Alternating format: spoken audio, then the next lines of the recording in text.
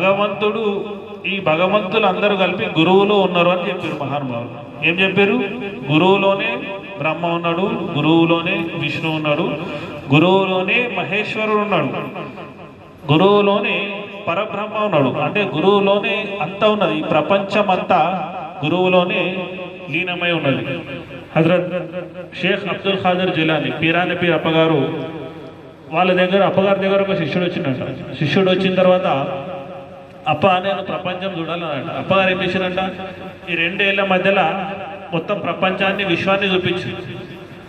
అంటే గురువు దగ్గర గురువులో ప్రతి భగవంతుడు అందరూ పరబ్రహ్మం కూడా ఏకమై ఉన్నదని చెప్పడం జరిగింది.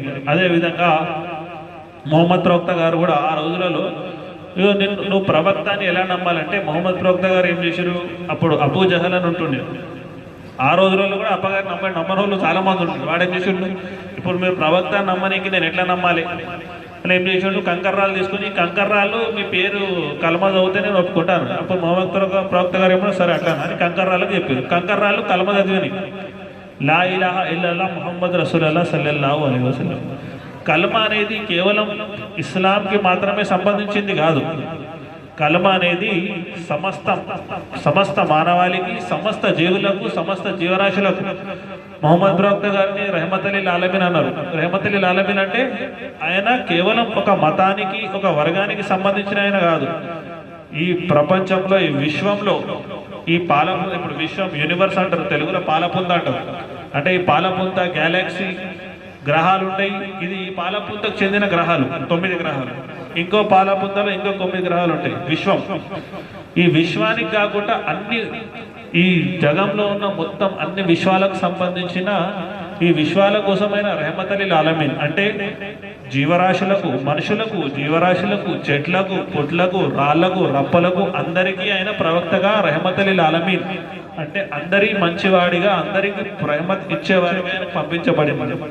అదేవిధంగా గురుస్థానం కూడా అట్లనే ఉంటుంది. గురువు స్థానం అంటే ప్రపంచంలో గురువు అనేది కేవలం ఒక పీఠానికి సంబంధించింది కాదు. గురువు అందరికి సంబంధించినడు. మీకు గురువు, చెట్లకు గురువు, రాళ్ళకు గురువు. మనకు తెలియదు. ఎందుకంటే మనం గురువుని ఎట్లా చూస్తామంటే, అప్పగారు మాతోనే మాట్లాడు, అప్పగారు చాలా మందితో మాట్లాడుతున్నాం. మనకు కనబడిన జీవరాశులు కూడా ఉంటాయి. జిన్నాతులు ఉంటాయి, చెట్లు ఉంటాయి. చెట్లు మీతో మాట్లాడతాయి, అప్పగారితో మాట్లాడతాయి.